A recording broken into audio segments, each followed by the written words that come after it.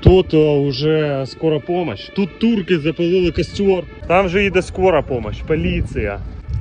Бо турки щось запалили, коротше. Ну, це про Німеччину коротко. Якщо у нас там траву палять, ля-ля-ля, там охоронець якийсь за порядком.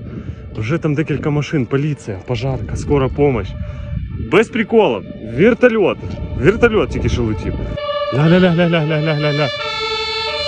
Просто во дворі кострик. На дачі во дворі кострик, глянь, що робиться. Величезний наряд. Йолки-палки. О, ще одна.